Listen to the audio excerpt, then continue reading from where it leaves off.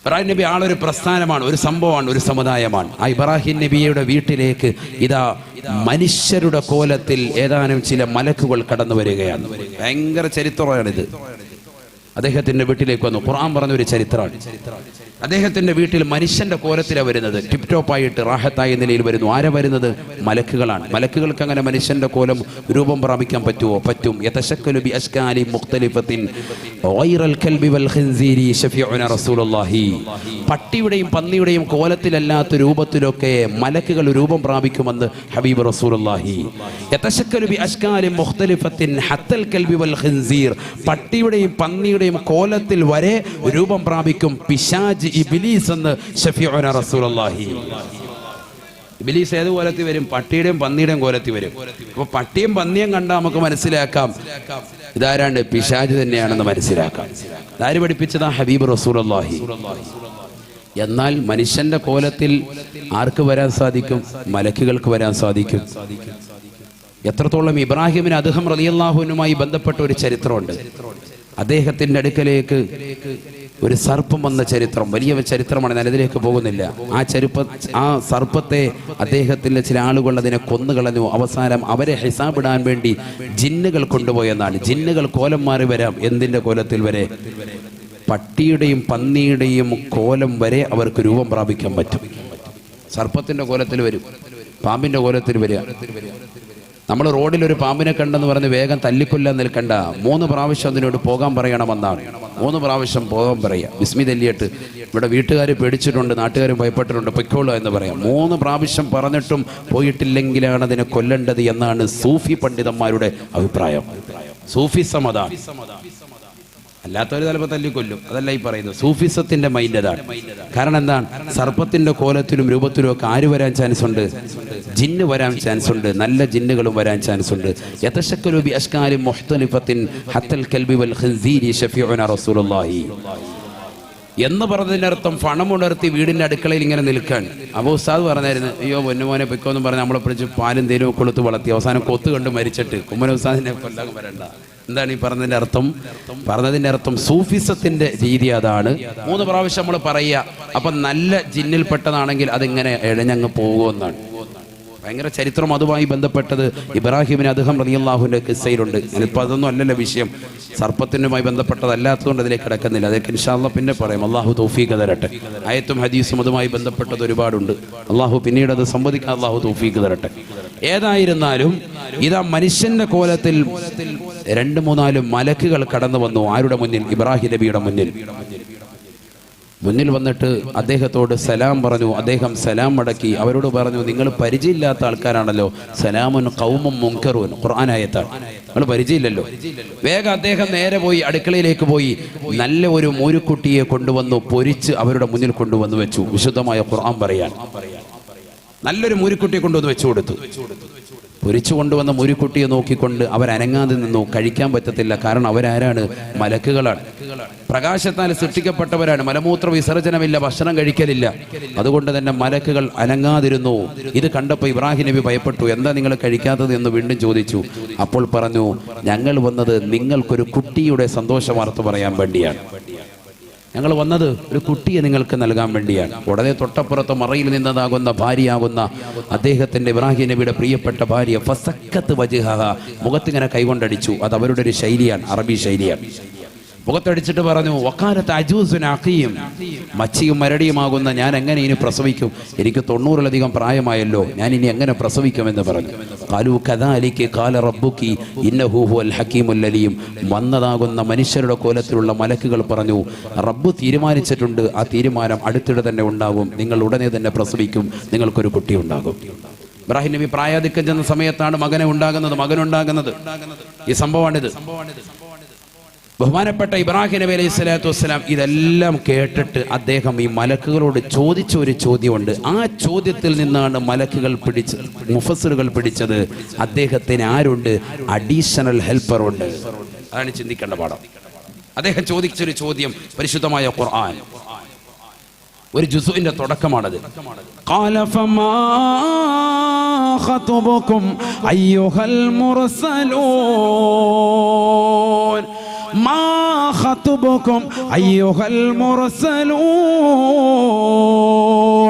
അല്ലയോ മലക്കുകളെ മലക്കുകളെ, നിങ്ങൾ എൻ്റെ മുന്നിൽ നേരിട്ട് വരാനുള്ള കാരണമെന്താണ്? കാരണമെന്താണ്?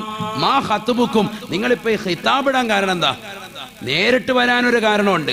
നിങ്ങളിപ്പോ മകനെ എനിക്ക് സന്തോഷാർത്ഥം അറിയിക്കണമെങ്കിൽ ഇവിടം വരെ വരണമെന്നൊന്നുമില്ല. അള്ളാഹുവിന് അതെനിക്ക് വഹി ഇട്ടാൽ മതി, ആളെ പറഞ്ഞു വിട്ടാൽ മതി, മലക്കാരെങ്കിലും ഒരാൾ വന്നാൽ മതി, അത് മലക്കിന്റെ കോലത്തിൽ വന്നാലും മതി. പക്ഷെ ഇവിടെ ഇപ്പൊ നിങ്ങൾ വേഷം മാറി വേഷപ്രച്ഛന്നനായി മനുഷ്യന്റെ കോലത്തിൽ ഇവിടെ നേരിട്ട് വരാനുള്ള കാരണം എന്താ? അത് കുട്ടിയുടെ കാര്യം പറയാനൊന്നുമല്ല. മാ ഖുതുബുക്കും അയ്യുഹൽ മുർസലൂൻ, മാ ഖുതുബുക്കും അയ്യുഹൽ മുർസലൂൻ, അല്ലയോ അയക്കപ്പെട്ടതാകുന്ന മലക്കുകളെ, നിങ്ങൾ എന്തിനാണ് എന്റെ നേരിട്ട് വന്നത്? എന്തിനാ വന്നത്? അപ്പൊ അവര് പറഞ്ഞു കൊടുത്തൊരു മറുപടിയുണ്ട്.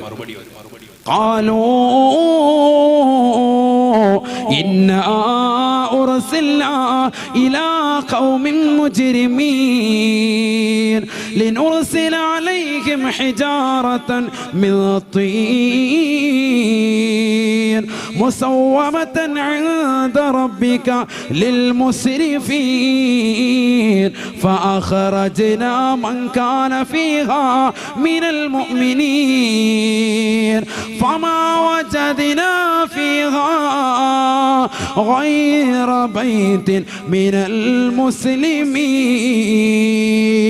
അല്ലയോ ഇബ്രാഹിം നബിയെ, ഇബ്രാഹിം നബിയെ, ഞങ്ങൾ നേരിട്ട് വരാനുള്ള കാരണം ഇതാ. നിങ്ങളുടെ അഡീഷണൽ ഹെൽപ്പറായ ലൂത്ത് നബിയിലേക്ക് പോവുകയാണ്. നിങ്ങളുടെ അഡീഷണൽ ഹെൽപ്പർ അല്ലയോ ലൂത്ത് നബി? അദ്ദേഹത്തിന്റെ സമുദായം സ്വവർഗരതിയുടെ ആളുകളാണ്. ആ നാട്ടിലുള്ള ചെറുപ്പക്കാരാകുന്ന മക്കളെ, അതാ നാട്ടിലേതാകുന്ന കിഴവന്മാർ ഇതാ നശിപ്പിക്കുകയാണ്, രതി നിർവേദനം നടത്തുകയാണ്, രതിക്രീഡയ്ക്ക് കൊണ്ടുപോവുകയാണ്. അവരെ നശിപ്പിക്കാൻ വേണ്ടി ഇതാ ഞങ്ങൾ അള്ളാഹു നിയോഗിച്ചതാണ്.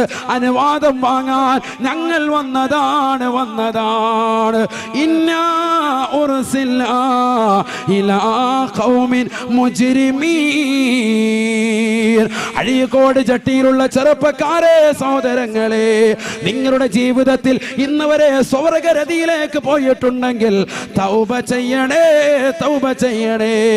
മക്കളെ മാംഗ്ലൂരിലേക്കും വിദ്യാഭ്യാസത്തിന് വേണ്ടി പറഞ്ഞേക്കുന്ന രക്ഷിതാക്കളില്ലയോ? ശ്രദ്ധിക്കണേ. ഇന്ന് ഹോസ്റ്റലിൽ കഴിയുന്നതാകുന്ന അധിക പെൺകുട്ടികളും ഇതാ പരസ്പരം പൂരകങ്ങളാ. പാതിരാത്രി സമയമായാൽ ഒന്നിച്ചാണ് കിടപ്പ്, ഒന്നിച്ചാണ് നടത്തം. അവര് ശാരീരിക ബന്ധമാണ്. പരിശുദ്ധ ശറഅ് അംഗീകരിക്കാത്തതാണ്, പരിശുദ്ധ ശരീഅത്തിന് ഘടകവിരുദ്ധമാ. നികാഹു റജുലി അർറജുല വനികാഹുൽ മർഅതി അൽമർഅത. ഹബീബായ റസൂലുള്ളാഹി സ്വല്ലല്ലാഹു അലൈഹി വസല്ലമ തങ്ങൾ തന്റെ പ്രിയപ്പെട്ട അനുയായികളോട് പറയുകയാണ്, ഖിയാമത്ത് നാളിന്റെ അടയാളത്തിൽപ്പെട്ടതാണ് സാബാ മിൻഹാ നികാഹു റജുലി അർറജുല. പുരുഷനുമായി വേഴ്ച നടത്തുന്ന കാലഘട്ടം കണ്ടാൽ, സ്ത്രീകളുമായി വേഴ്ച നടത്തിക്കൊണ്ട് സായൂജ്യം അണിയുന്ന കാലഘട്ടം കടന്നു വന്നാൽ, ഇന്ന് ഈ സമുദായത്തിലെ മക്കള് പ്രതിക്കൂട്ടിനല്ലയോ? നഊദു ബില്ലാഹ്. കൊച്ചുകുട്ടികളുടെ കൈകളിലേക്ക് മൊബൈൽ ഫോൺ കൊടുത്തിട്ട് അശ്ലീലമാക്കപ്പെട്ട രംഗങ്ങളിലേക്ക് കൊണ്ടുപോകുന്ന പ്രായാധിക്യം ചെന്നതായ ഉപ്പമാരില്ലയോ? സഹോദരങ്ങളില്ലയോ? ലൂത്ത് നബിയുടെ സമുദായത്തെ അല്ലാഹു നശിപ്പിച്ചത് എങ്ങനെയെന്നറിയുമോ? ഉർസിൽനാ ഇലാ ഖൗമിൻ മുജ്രിമീൻ. അവർ തമ്മാടികളാണ് നബിയെ, അവർ അക്രമികളാണ് നബിയെ, അവർ പോക്കിരികളാണ് നബിയെ. അവരെ നശിപ്പിക്കാൻ ഞങ്ങളിതാ പോവുകയാണ് നബിയെ. ഇബ്രാഹിം നബിയോട് മലക്കുകൾ പറയുകയാ, ലിനുർസില അലൈഹിം ഹിജാറതൻ മിൻ തീൻ മുസവ്വമതൻ ഇൻദ റബ്ബിക ലിൽ മുസ്രിഫീൻ. ആ നാടിനെ നശിപ്പിക്കാൻ പോയാ, തല കീഴായി മറിക്കാൻ പോയാണ്. അവരുടെ തലക്ക് മീതെ ഇതാ തീച്ചൂളകൾ എറിയാൻ പോയാണ്, അവരെ നശിപ്പിക്കാൻ പോയാണ് നബിയേ. ഞങ്ങൾ വന്നത് തങ്ങളോട് അനുവാദം ചോദിക്കാനാണ്, അനുവാദം ചോദിക്കാനാണ്. ഇബ്രാഹിം നബിയോട് ആ മലക്കുകൾ പറഞ്ഞു അത്ര. എങ്ങോട്ട് പോവാ? ഞങ്ങൾ ലൂത്ത് നബിയിലേക്ക് പോവാൻ. അദ്ദേഹത്തിന്റെ സമൂഹത്തെ നശിപ്പിക്കണമെങ്കിൽ നിങ്ങളോട് അനുവാദം വാങ്ങണം. കാരണം ലൂത്ത് നബി ആരാ? നിങ്ങളുടെ അഡീഷണൽ ഹെൽപ്പറാണ്. ഇന്നാ ഉർസിൽന ഇലാ ഖൗമിൻ മുജ്രിമീൻ ലിനുർസില അലൈഹിം ഹിജാറത്തും മിൻ ദീൻ. സൂറത്തു ദാരിയാത്ത്. ഖാലല്ലാഹു അസ്സ വജൽ. സുബ്ഹാനഹു വ തആല. അല്ലാഹു മനസ്സിലാക്കാൻ തൗഫീഖ് തരട്ടെ. അപ്പൊ ഇബ്രാഹിം നബിക്ക് പോലും ആരുണ്ട്? അഡീഷണൽ ഹെൽപ്പർ ഉണ്ട്. ആരാണ്? ലൂത്ത് നബി അലൈഹി സ്വലാത്തു വസ്സലാം. മനസ്സിലാക്കി? ഇതൊക്കെ ഖുർആൻ ശരിക്ക് വളരെ ഡീപ്പായി പഠിച്ചെങ്കിൽ ഇതൊക്കെ കിട്ടുള്ളൂ. ഇല്ല ഒന്നും അറിയൂല. ഇതൊക്കെ ഒരു ആദ്യമായിട്ട് കേൾക്കണം. ഇബ്രാഹിം നബിക്ക് അങ്ങനെ ഒരു അഡീഷണൽ ഹെൽപ്പർ ഉണ്ടോ? ഖുർആൻ പഠിക്കണം. അള്ളാഹു തൗഫീഖ് തരട്ടെ. മറ്റ് രണ്ടുപേരുണ്ട്, അത് നമുക്കറിയാം. ഒന്ന് അദ്ദേഹത്തിന്റെ ഇസ്മായിൽ എന്ന മകനും മറ്റൊന്ന് ഇസ്ഹാഖ് എന്ന മകനും. അങ്ങനെ മൊത്തത്തിൽ 3 അഡീഷണൽ ഹെൽപ്പർമാരുണ്ട് ആർക്ക്? ഇബ്രാഹിം നബി അലൈഹി സ്വലാം. അള്ളാഹു മനസ്സിലാക്കാൻ തൗഫീഖ് തരട്ടെ. ഇനി അടുത്ത പ്രവാചകൻ മൂസാ നബി അലൈഹി സ്വലാത്തു വസ്സലാം. ഉലുൽ അസ്മിൽപ്പെട്ടവരെയാണ് നമ്മൾ ചർച്ച ചെയ്യുന്നത്. നൂഹ് നബിയെ ചർച്ച ചെയ്തു, അടുത്ത ഇബ്രാഹിം നബിയെ ചർച്ച ചെയ്തു. മൂന്നാമത്തത് ആരാണ്? മൂസാ നബി അലൈഹി സ്വലാം. മൂസാ നബി അലൈഹി സ്വലാത്തു വസ്സലാം അഡീഷണൽ ഹെൽപ്പറെ അങ്ങോട്ട് ചോദിച്ചാവശ്യപ്പെടുമായിരുന്നു. എനിക്ക് ഇല്ലാതെ പരിപാടി നടക്കത്തില്ല എന്നാ പറഞ്ഞത്. ഇതിന് പോണമെങ്കിൽ അഡീഷണൽ ഹെൽപ്പർ വേണം. أخي هارون هو أفصح مني ولا أكلم إلا نفسي أخي هارون هو أفصح مني. എൻ്റെ നാവിന് ചെറിയ ബുദ്ധിമുട്ടുണ്ട്. കാരണം ഞാൻ ചെറുപ്പത്തിൽ ഫിർഔൻ എന്നെ ടെസ്റ്റ് ചെയ്യാൻ വേണ്ടി തന്നതാകുന്ന ആ തീക്കട്ട എടുത്ത് വായിലിട്ടിട്ടുണ്ട്. അതുകൊണ്ട് നാവിനൊരു ചെറിയ സംസാര ബുദ്ധിമുട്ടുണ്ട് മൂസാ നബിക്ക്. അതുകൊണ്ട് മൂസാ നബി പറഞ്ഞു, എൻ്റെ നാവിന് ചെറിയ ബുദ്ധിമുട്ടുണ്ട്, എനിക്ക് നല്ല ഫസാഹത്തില്ല, വാക്ക് വലിയ ഒരു ഉച്ചാരണമൊന്നും വരൂല. അതുകൊണ്ട് നല്ല ശബ്ദമാധുര്യത്തിൽ നല്ല രീതിയിൽ സംസാരിക്കാൻ കഴിയുന്ന ആരാ? എൻ്റെ ജ്യേഷ്ഠ സഹോദരനാണ്. മൂസാ നബിയുടെ ജ്യേഷ്ഠനാണ് ആര്? ഹാറൂൻ നബി അലൈഹി സ്വലാം. അതുകൊണ്ട് എൻ്റെ ജ്യേഷ്ഠ സഹോദരനാകുന്ന ഹാറൂനിനെ കൂടി എൻ്റെ കൂടി അയക്കണം, ഞങ്ങൾ രണ്ടുപേരും പോക്കിക്കൊള്ളാം. അങ്ങനെ രണ്ടുപേരും പോവായിരുന്നു. ഖുർആൻ പറഞ്ഞില്ലേ അല്ലേ? فقولا له قولا لينا لعله يذكر أو يخشى. അക്രമിയായ ഫിർഔൻ എന്ന റംസീസ് രണ്ടാമനിലേക്ക് നിങ്ങൾ രണ്ടുപേരും പ്രബോധനത്തിന് പോകണേ. ഫഖൂലാ ലഹു ഖൗലൻ ലൈനാ. നിങ്ങൾ രണ്ടാളുകളും അദ്ദേഹത്തോട് മയത്തോടുകൂടി സംസാരിക്കണേ, മയത്തോടുകൂടി പറഞ്ഞു കൊടുക്കണേ ദീനിനെ പറ്റി എന്ന് വിശുദ്ധ ഖുർആനിലൂടെ അവരെ പറഞ്ഞയച്ച സംഭവം അള്ളാഹു വിവരിക്കുക. എന്തിനു വേണ്ടി? അവർ രണ്ടുപേരും കൂടിയാണ് ആരിലേക്ക് പ്രബോധനത്തിന് പോയത്? മൂസാ നബിയിലേക്ക് പോയത്.